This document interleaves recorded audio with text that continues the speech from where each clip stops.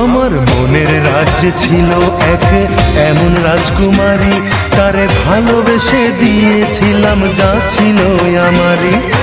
আমার বুকে মাথা রেখে বলতো মনের কথা, ভাগ করিয়া নিতাম দুজন দুঃখ কষ্ট ব্যথা।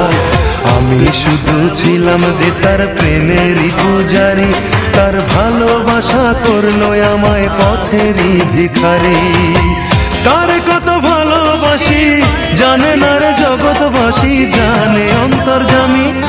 যখন তোমার কেউ ছিল না তখন ছিলাম আমি, এখন তোমার সব হয়েছে পর হয়েছি আমি।